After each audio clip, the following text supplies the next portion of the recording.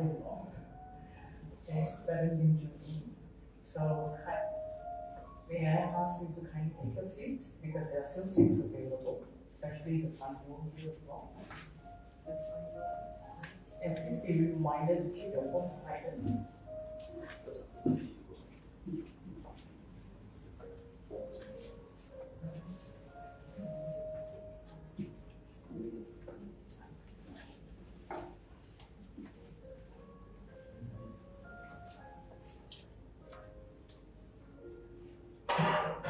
Would you like to start the service? I didn't hear what you said. What you said?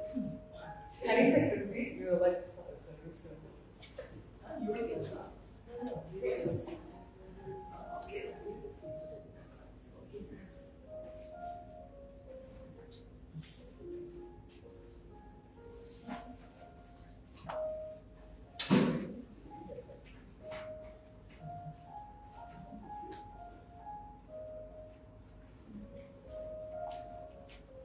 So, hi everyone.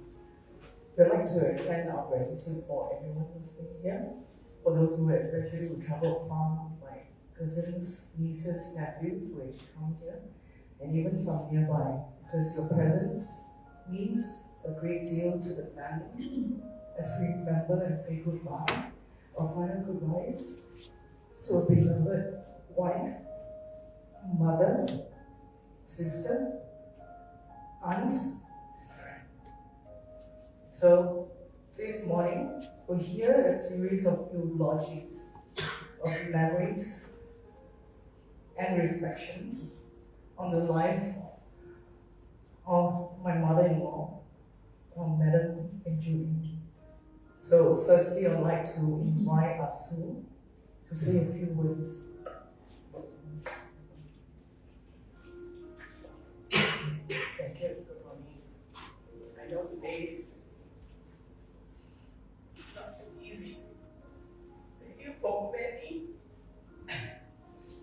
you started to make me cry. Okay, I'm the eldest in-law. I am actually the daughter to her eldest brother. And to me, she is like not there but there. Okay, like she's not a ninja or anything, but she's a great auntie when I have problems and I tell her. She doesn't, when you tell her your problems, she doesn't give you that judgment, So, but she does give me a solution, not like immediately, but sometimes she will take some time, then she come back and tell me, why don't you try like this? Because I'm sure, in life, everybody has some come to some problems and all that. And at one time, I did have some problems with mother-in-law problems. I'm sure everybody goes through that as well. So she taught me something very, she gave me a good advice, and she taught me something that I didn't think of it also. So she gave me a very passive, aggressive solution to solve the problem that I had with my mother-in-law. So she taught me how to make this Chinese New Year long life noodles. And she told me that you have to give this to your mother-in-law, your father-in-law, no matter, sorry,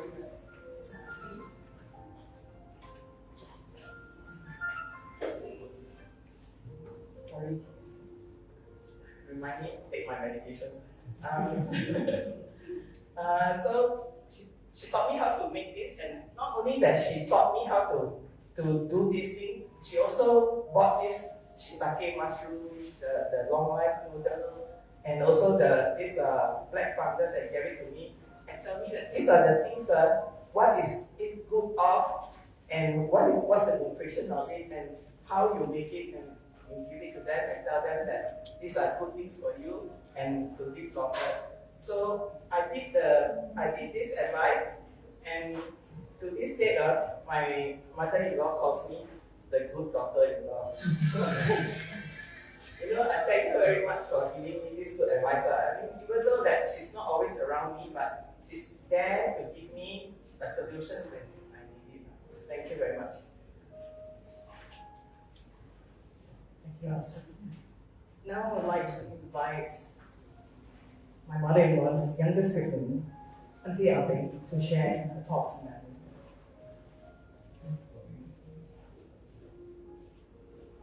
Thank you very much. Today I would like to ask everybody to think positive, because that is how my sister looks at life. She's my beloved sister, and I would love to think that among her siblings, I think she loved me the most. So we share a lot of very happy moments together. And so what I would like to say today is, those who die, they never really die. They will stay forever in our memories. The impact on our life is so great that they don't have to be physically around. They will still be with us. They live in our memories. So today we must stop crying, because I've seen her life.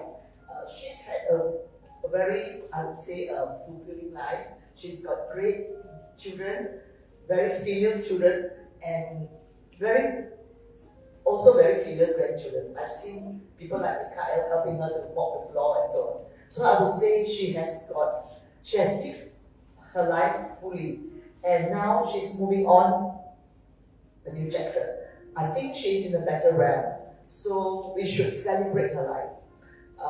We should not feel any sadness. We should move on, because that is how I feel my sister would want us to do. Because she is a very positive person. Although she has met with a lot of difficulties, you can see that she carries on in a very nice way. She doesn't make people feel sorry for her. So, and I think she is also very lucky to have left us in a very peaceful way. Because I took care of my mother when my late mother was having cancer, and it was a very, very difficult journey to the end. So looking at my sister, I would say that she is very lucky, and now it is time for us to celebrate her life and move on. And that's all I have to say. Thank you. Okay. So, Auntie Abby also comes with the other two, who is 5 minutes earlier, Uncle Akram. Thanks, SLS. Well, first thing is that I don't agree with my big sister.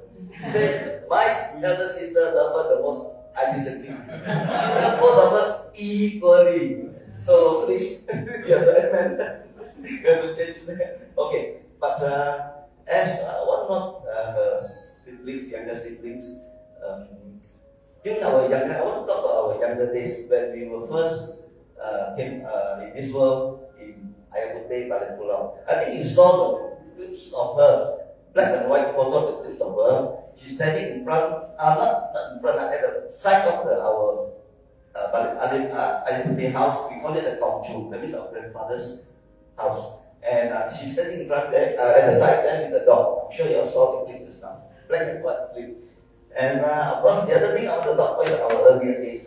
So when she was young, my parents used to call her, my sister, Tong Hao. Tong Hao in the Hokkien literally means big head. So if you look at the photo of the wedding with my brother-in-law, Akao, you see the photo of her hair is very big, but no, it's not the hair. Basically, during her younger days in our kampong, she was very studious. She was the one who always looked at the books, study hard and do well. And that's why in the family she is the first to attend university. And we really thank her for that. So, Tong in the sense that now when she study at night. So behind our house, behind our Kongchu, we have our durian plantation, rambutan trees and all this. So what she did is that when she was studying in the middle of the night, when she heard the boom, she ran out of the house and go and collect the durian. And that's where we enjoy the benefit. She will carry the durian back to the house, and the younger sibling will enjoy the durian. Okay? And the other thing is that during our younger days, I think you saw a photo of my sister, my brother-in-law.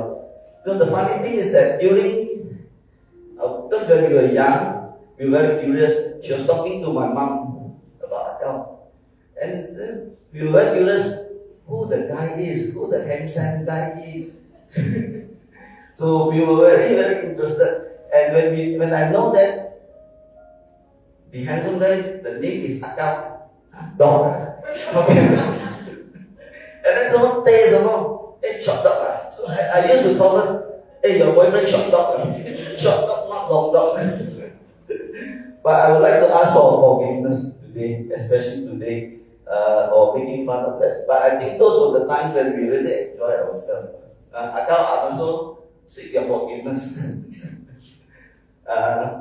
So you can see that when she was talking about Akam, and when I heard that, both of them were UC graduates, I said, say, got a very good brother-in-law. Yeah, Akam also helped me a lot, especially during my study days. But the thing is that during our school holidays, I got no holiday. I have to come down to KL and work part-time. Because Akam introduced me brought me to the company to do part-time job.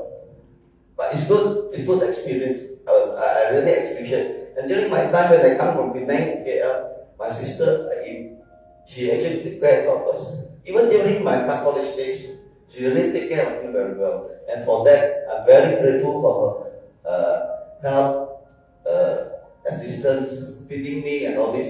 And for that also sometimes during the weekend, I have to do my part. I followed her to the market, the Sea Park market, to actually help her carry the basket. Because when I stay with Akam she has to buy more things, and she's a teacher at the time. She only has a weekend to go and buy those groceries and good stuff from the market.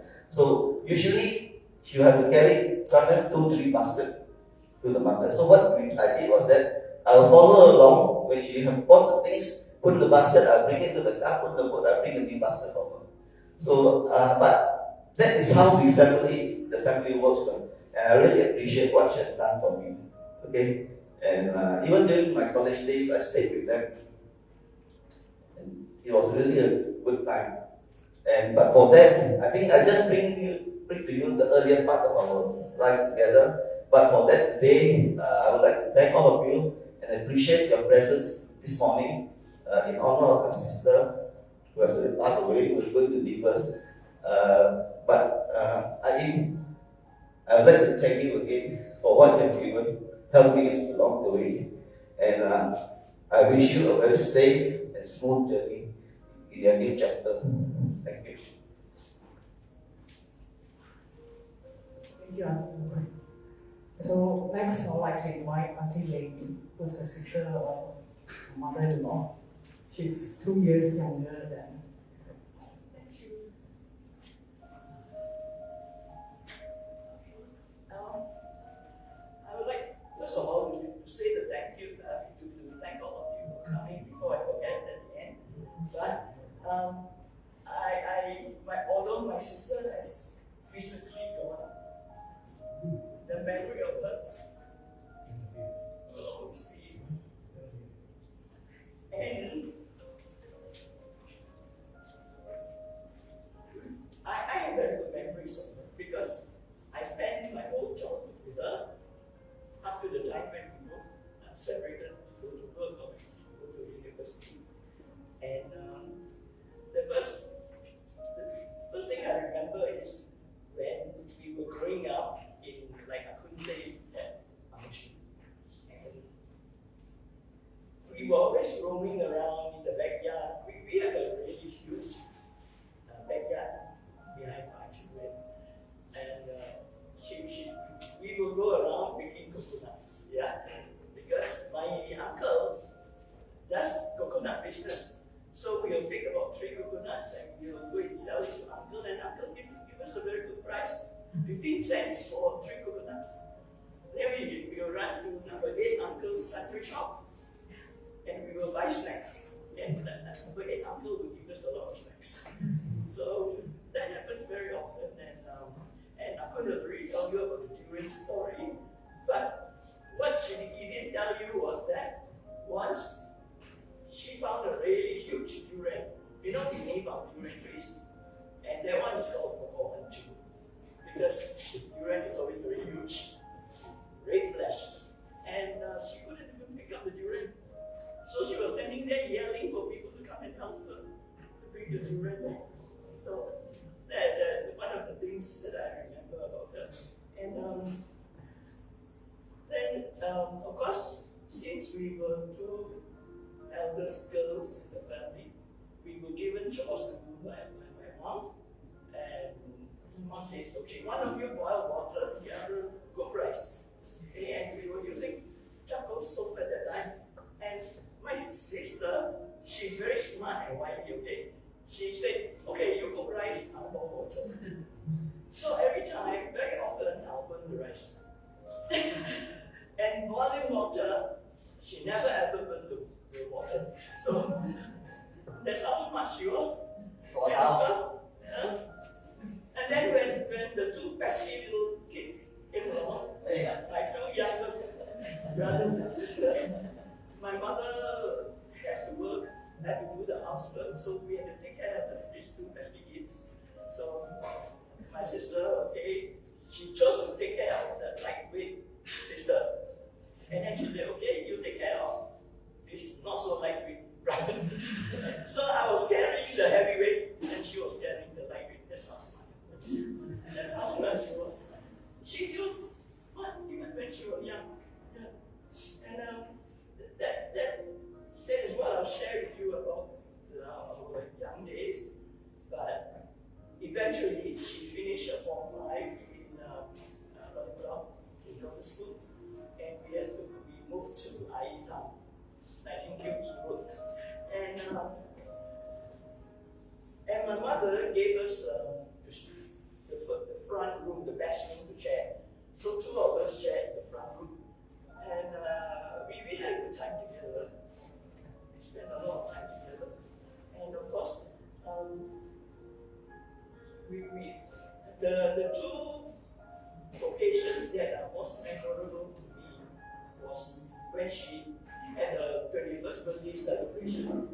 So we had a party then, and her friends came, and some of her friends who are from Methodist Boys School probably remember that. And then another memorable occasion was when she brought over a handsome young man. Yeah, and they got married in that house. So me, I got to move out of the room. and I had to stay somewhere else. Yeah, so the handsome young man moved in by the name of Mr. Tay Kong Hiap, also known as the Adam. You remember that? Yeah, those were the days. And the last thing I would like to say is, my sister, she has always cared for my well-being. She always, when I save up enough money to go to the US to study, every now and then she'll send me money to pay for those expensive US credits, non-resident credits. So that was really, really very much appreciated, because I was only working part-time as a co-programmer to finance my studies.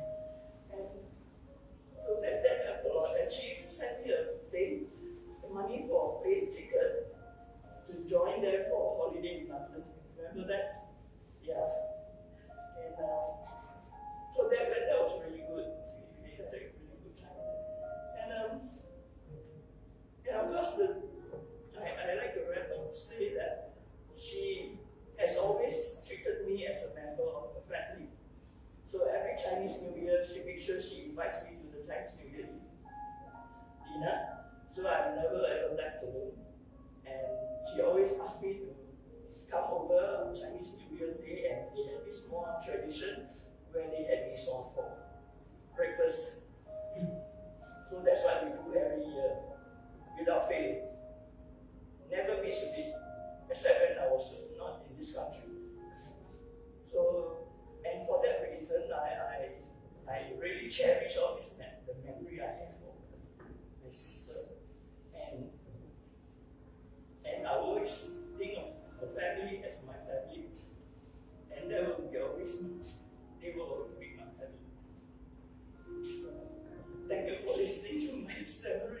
Thank you very much. And I remember to thank all of you again for coming. That is really, really appreciated. And the memory of my sister will always be alive, although she's physically gone. Thank you.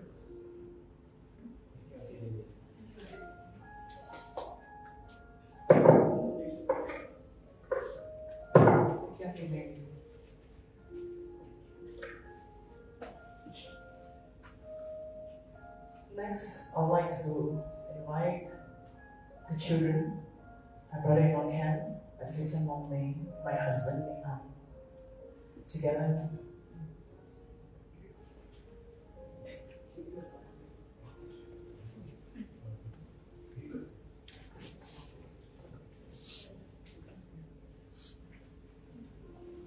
And you were the first to arrive, so you should go first.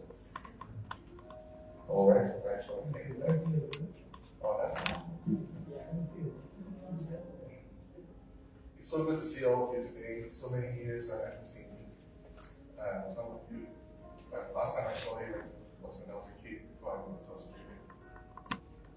And I really thank you for the support, for friendship to my mother, all that you've given her, and all that I know that you'll continue to give to my father and my family in the days to come. As you look on the photos, you might feel that the photos, I think I heard someone say that there's a bias because all the baby photos are of me. Many of them are.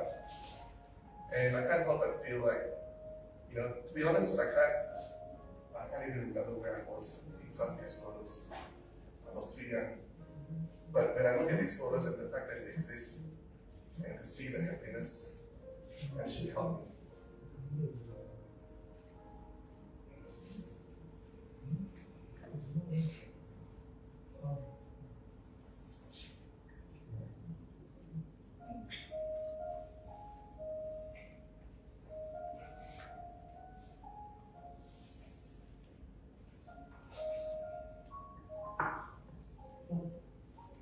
She makes me feel special. Even now.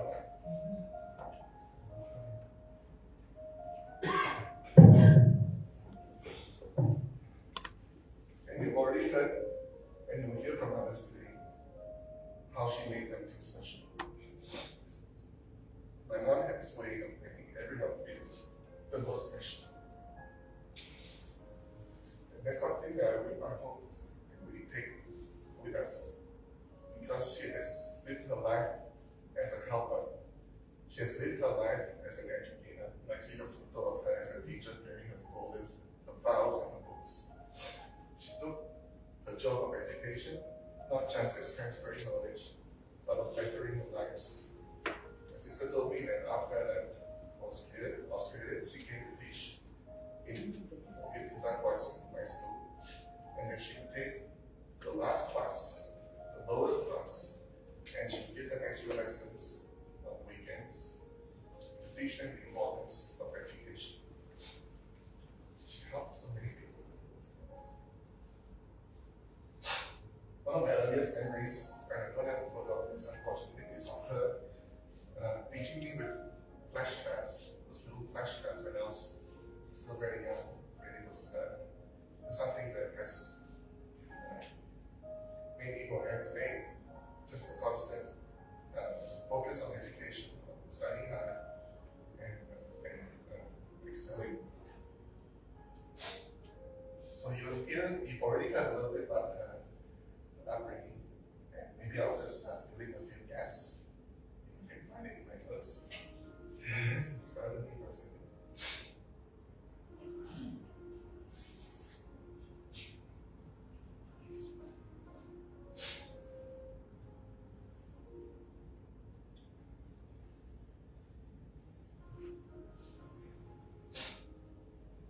So my mom was born on May 1, 1947. Her parents were Eulogy, housewife, and Lim Joo, a mathematics teacher at Chunghwa Confucian High School. She was born in hospital but and she was the second of 5 children and the eldest girl. In her school years,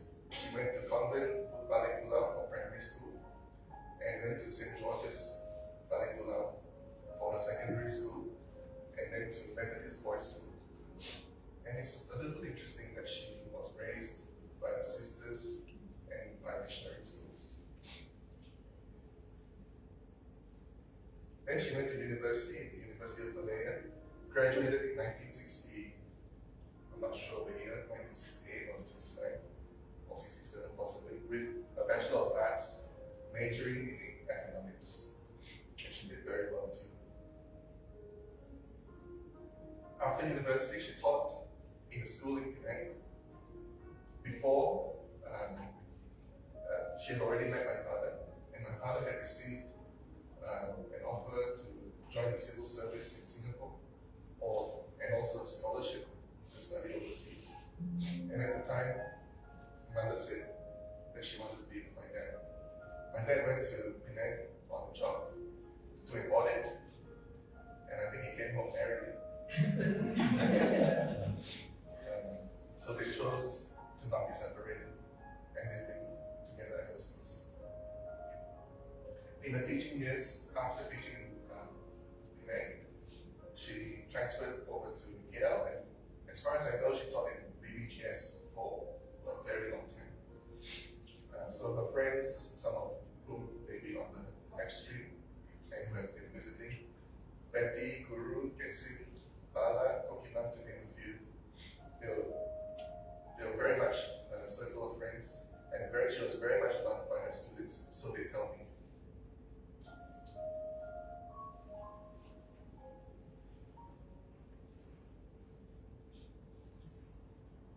I think I leave my chronology there. But my mom went to holidays. You will see a lot of family holidays. We went to the US, to Japan, to the UK, Greece, so many other places. There was cruises. But some of the best holidays for me personally were the times we spent together as a family in Fraser's Hill. When they lived in Australia, mostly, and my dad was working there as an expat, they would drive almost every weekend to our road trip around Australia. So my mom's had a very happy and fulfilling life. In her later years in retirement, I don't think there's a single one of you who's not received advice on shares or properties from her. And the same was echoed by her BGS colleagues and teachers, and I'm sure the students would say the same. So my mom was always out for someone else, always giving and helping.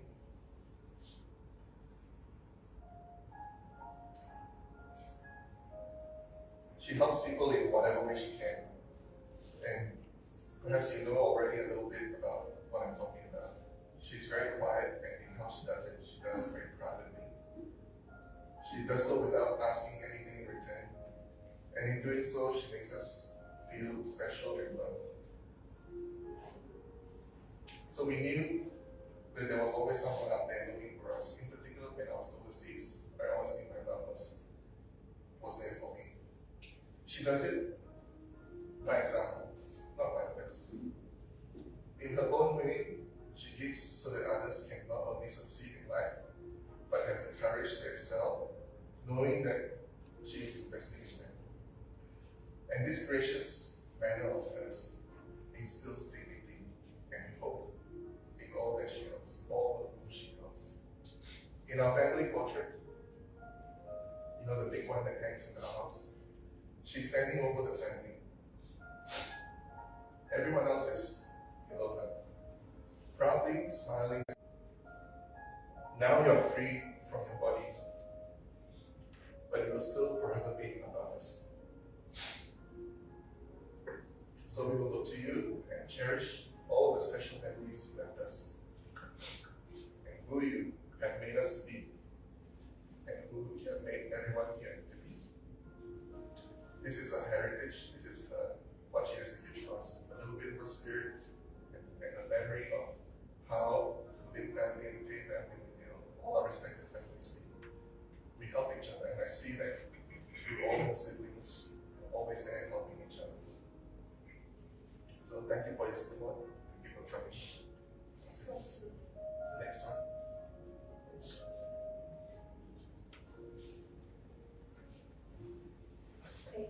Morning morning, I guess it's my turn. So, on Thursday morning, I was texting with my mom, and suddenly, the next thing I knew, she was gone.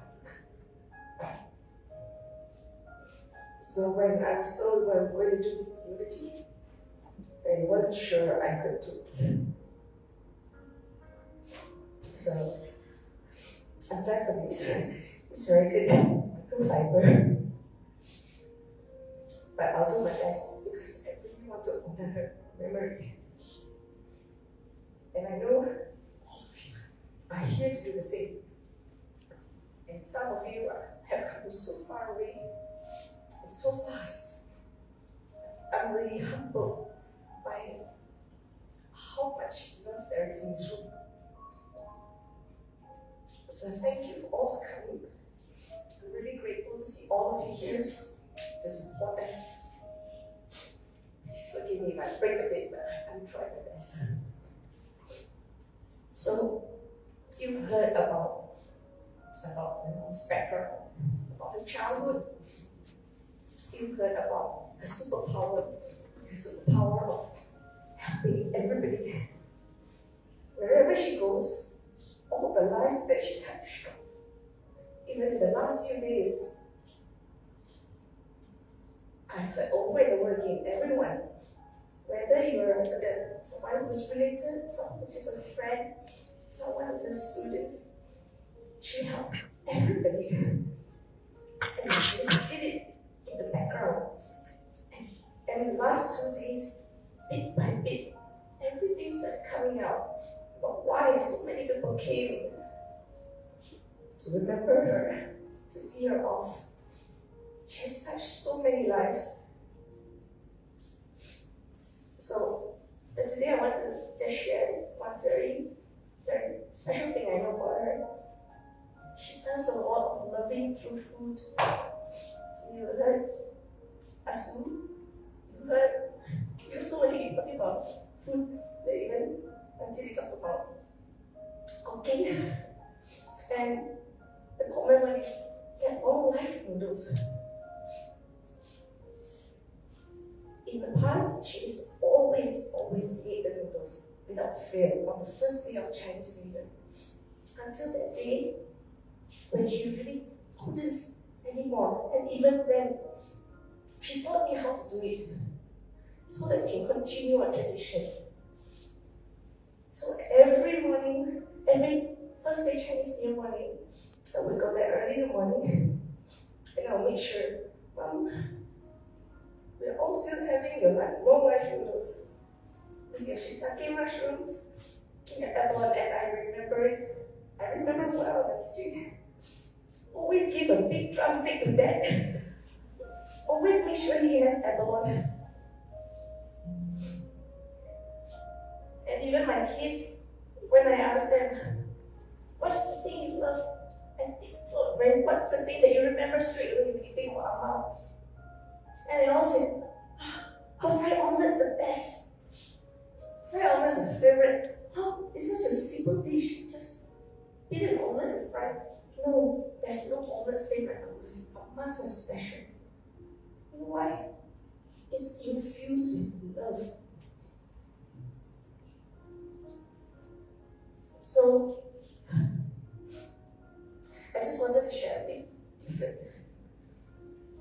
Let's celebrate her. She loved food. Let's celebrate the food later.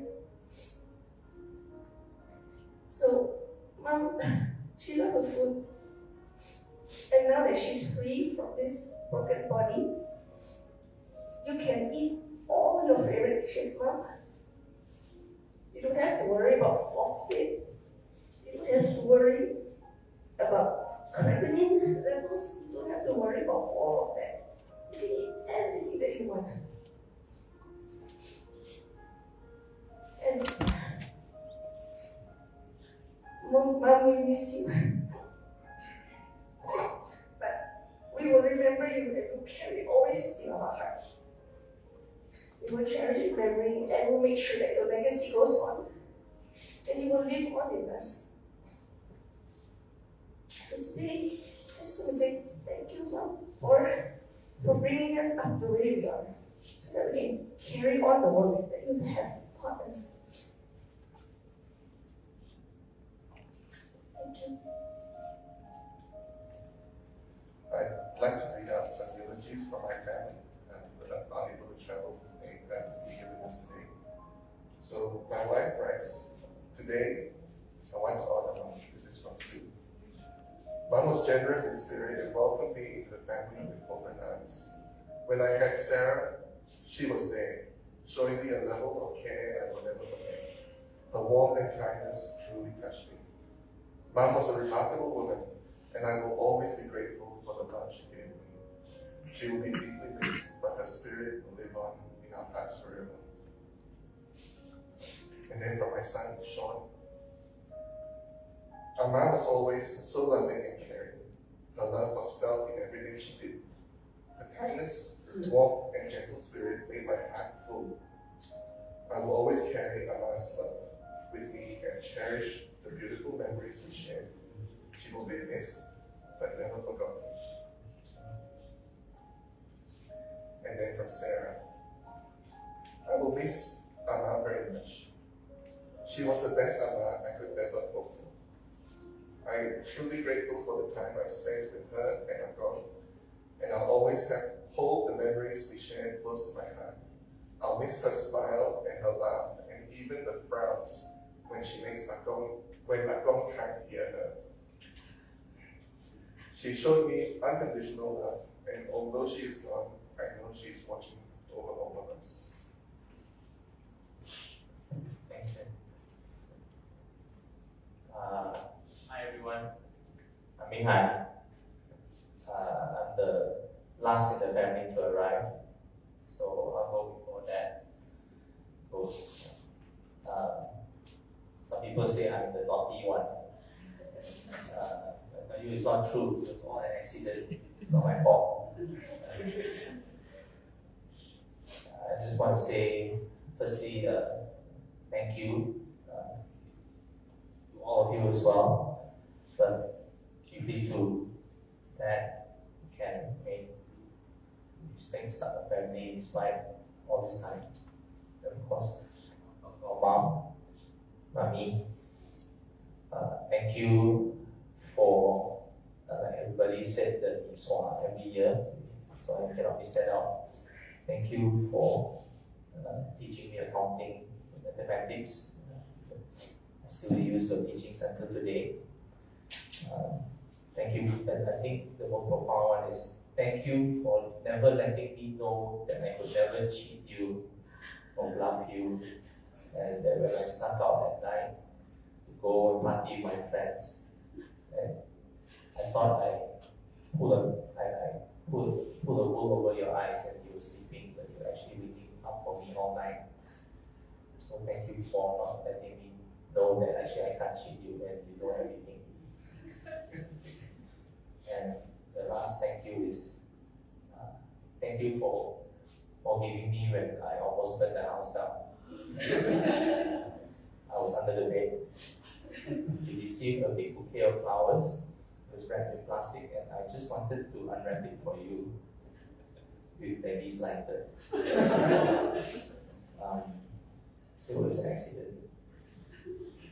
So I also wanted to say I'm sorry, because I think so many things that you told me I had to do, and sometimes I just don't do it because I'm stubborn.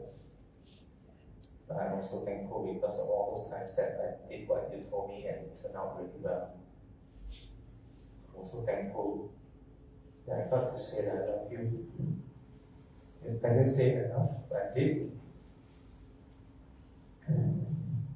Actually, I wrote 101 things, but I don't think we have time. It's okay. The next thing is I wanted to say goodbye, because we didn't get a chance to say it properly. Although you did tell me goodbye, I didn't know that it will be the last time.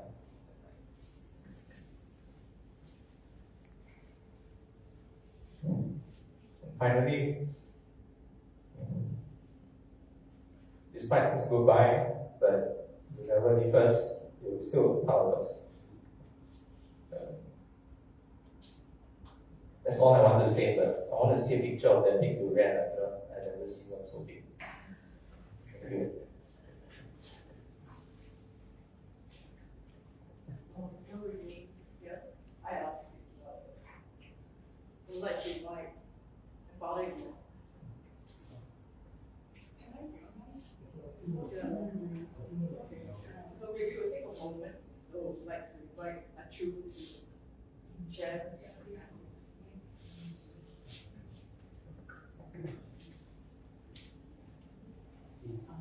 For purpose of identification, I am my uncle, Jay, and my son Sim.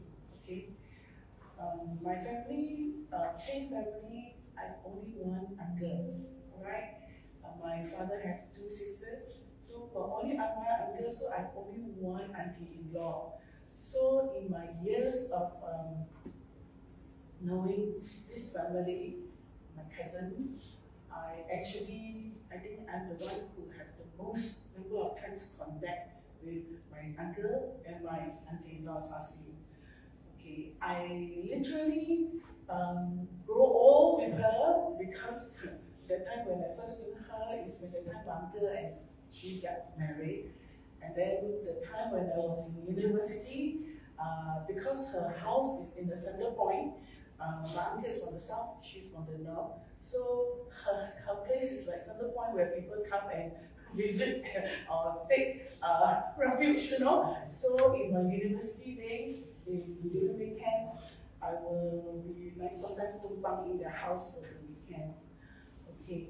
All my years of knowing her when young, we don't really talk much, except that when I go to the house, I will see her family members come through and through. I even saw Abing and Paul's courtship time.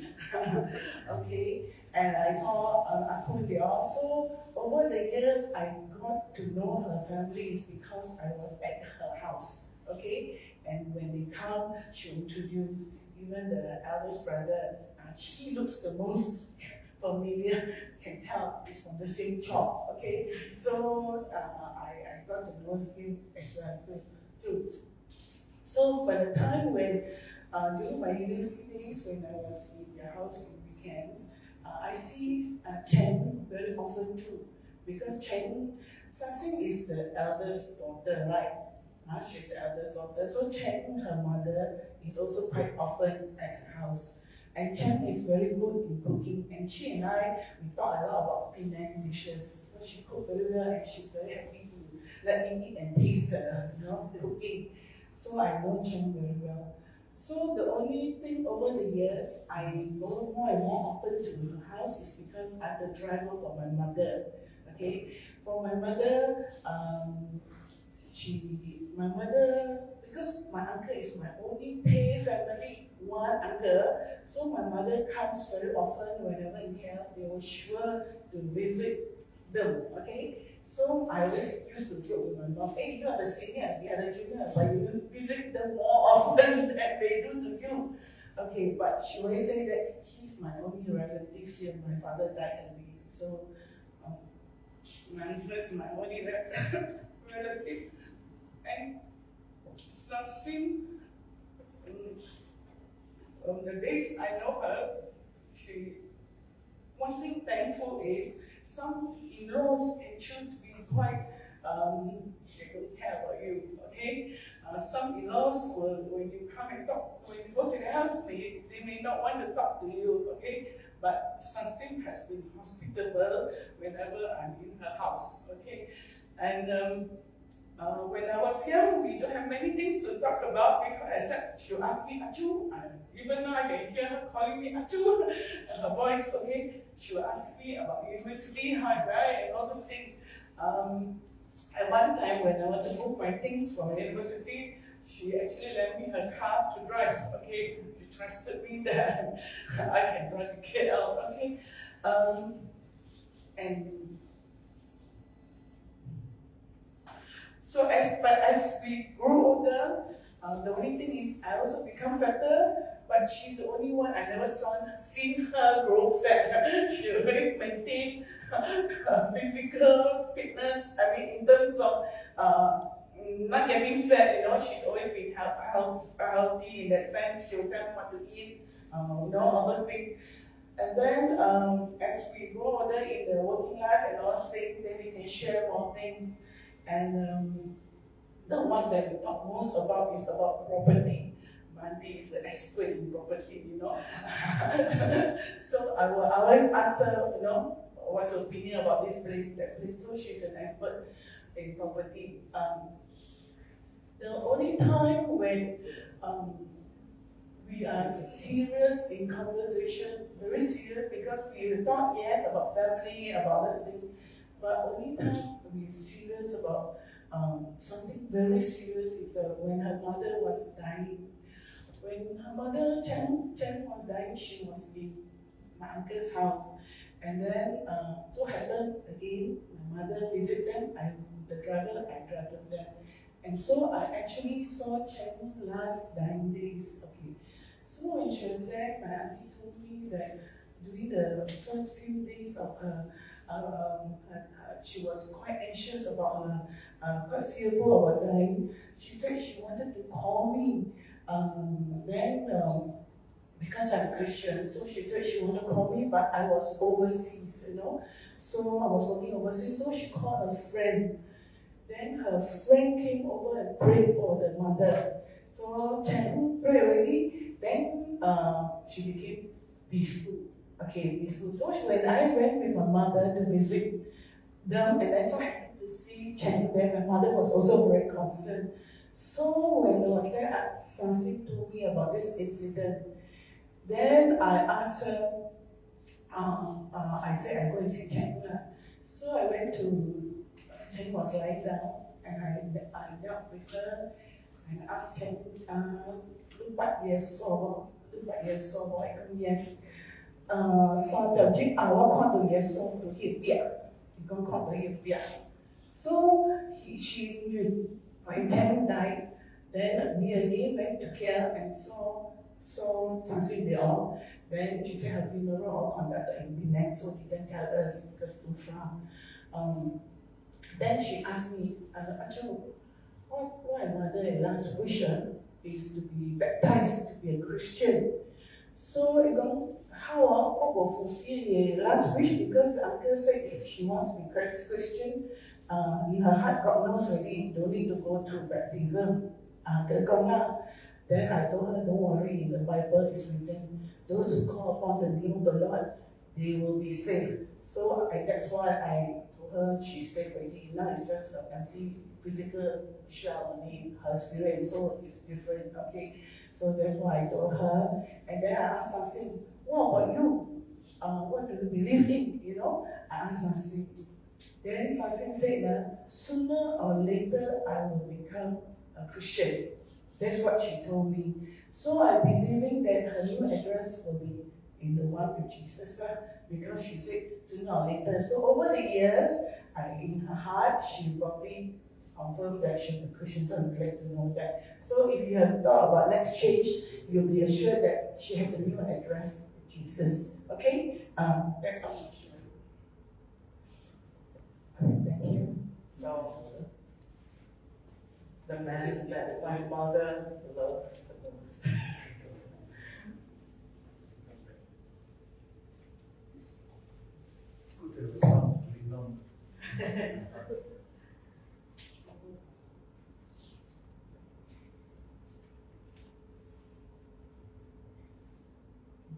Good morning, everyone.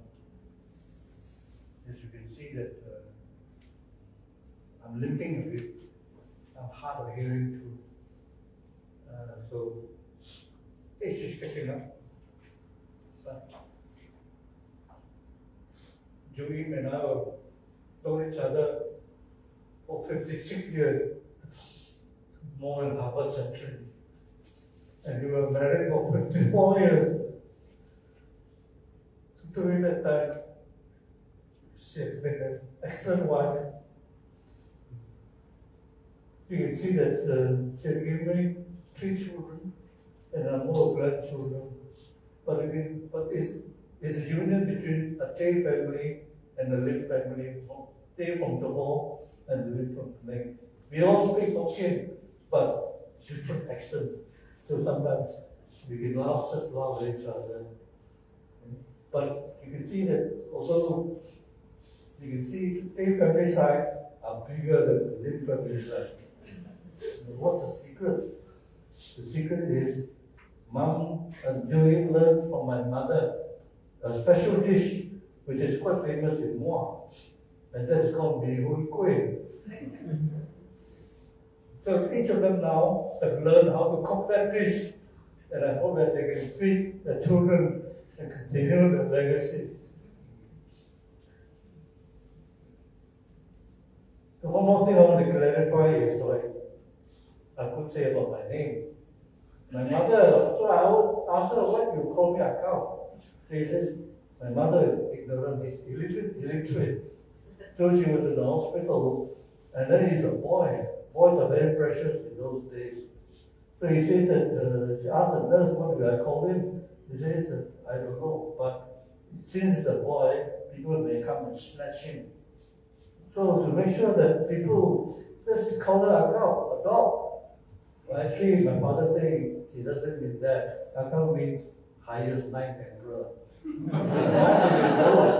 So to the kidnappers, potential kidnappers and all that, they say worthless. But to my family, I'm the ninth, the highest, and even the emperor can reach. Then my generation name, Chinese name is Zheng Guang He. So we are Tay, Guang is bright, He is unity. So our family generation is Guang, and then my generation is Ming. So although we are English educated, we are still traditionalists. We try to follow as custom as close as we can. But Joanne never embraced any real religion. She respects all religion. And similarly, I do the same. And that's why today you see that there's no priest, there's no Taoist chanting. We say that we allow everybody to pray in their own way. So I hope that clarifies better. But don't call me Guang He because nobody will recognize that.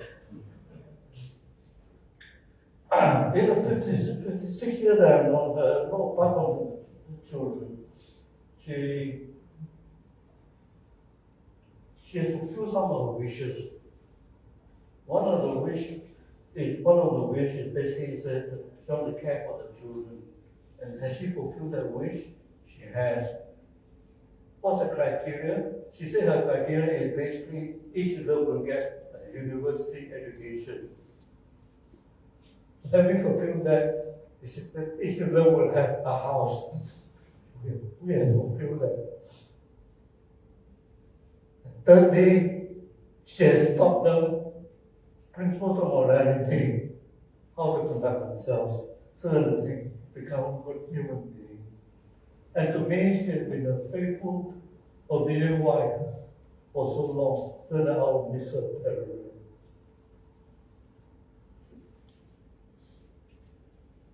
She's also a good advisor in stock market and property. She's particularly good at property, and she always told me that I'm too slow and less and risk averse. But she managed to do a few deals, and that's why we are a bit more comfortable that we haven't done it. But she has helped quite a lot of people in terms of the property acquisition, including those from Muar, those from Penang, and schoolmates.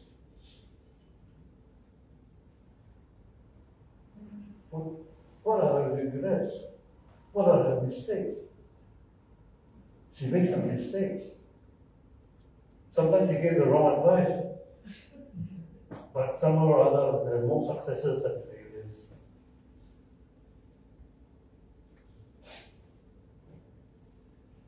What's the other mistake? Mistake is basically not many to remember by, but never serious enough to last too long. we will always recover. So throughout our married life, we never really had a serious quarrel. We always forgive each other. But she's a very obstinate woman. She will never really say, she's never willing to say sorry. But you know, look at her, she will know that she's sorry. So I'm usually the one who give in and patch up the things faster.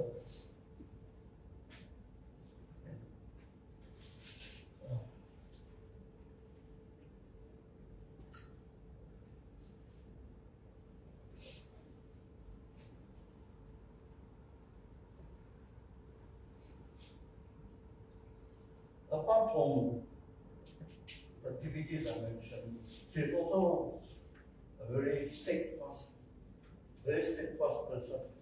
She's very close to her sisters and her relatives in Penang. She always wanted to go back.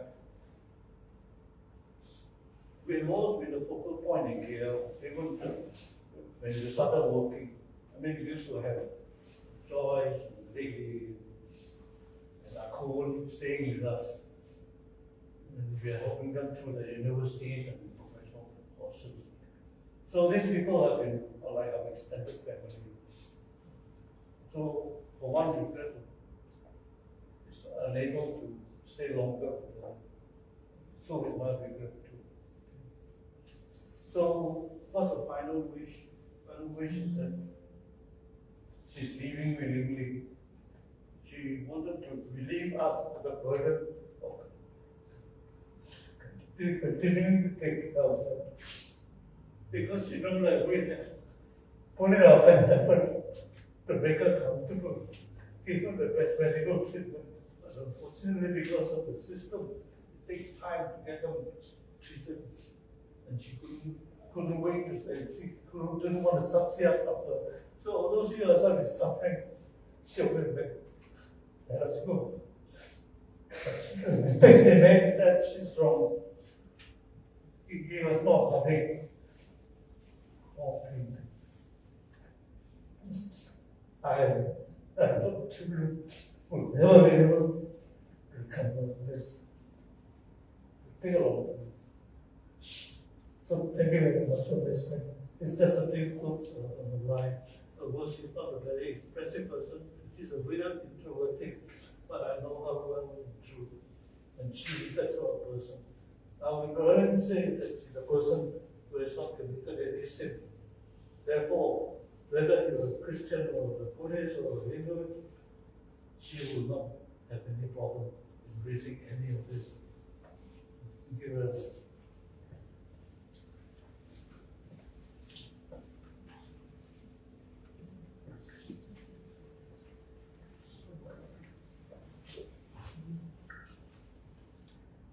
We'll take this moment, silence. So Eddie, can you prepare the flowers?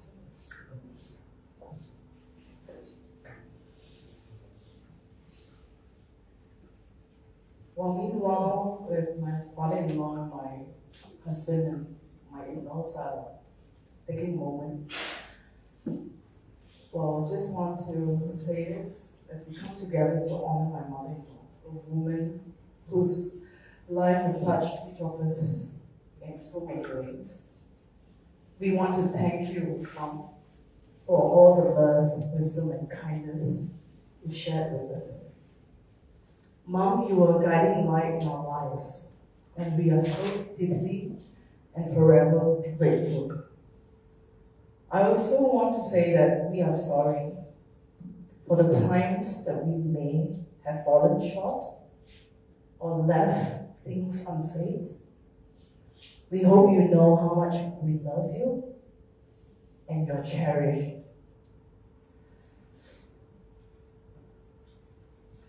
I love you more. I love you. It's more than words can express. And that love will continue to fill our hearts in our own ways. And now we say goodbye, not forever, but until we meet again.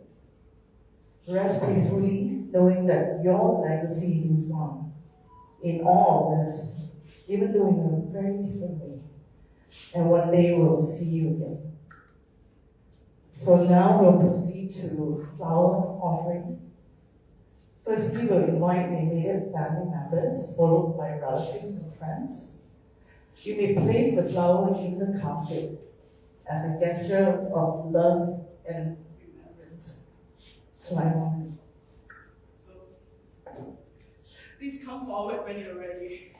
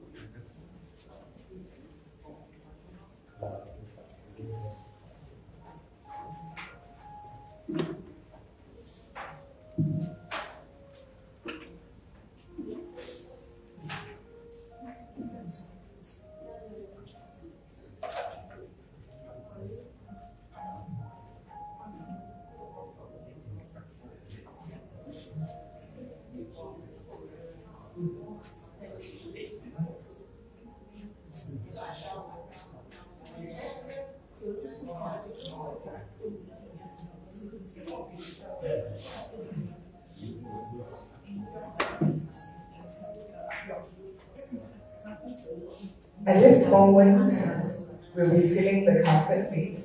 You may take this moment of silence to do your prayers or whatever wishes that you want to.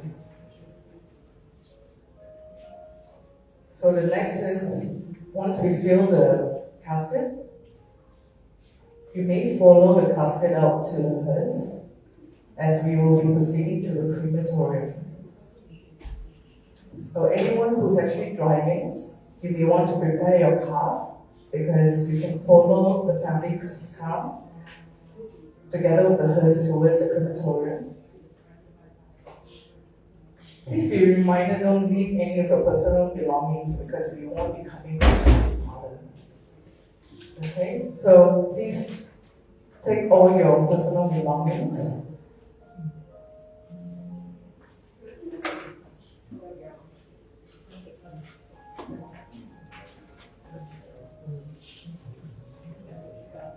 Anyone who's actually staying with us for lunch after the crematorium at 12 noon will be going to a restaurant. You may find an A4 paper as instruction of which restaurant that we're going to go. You can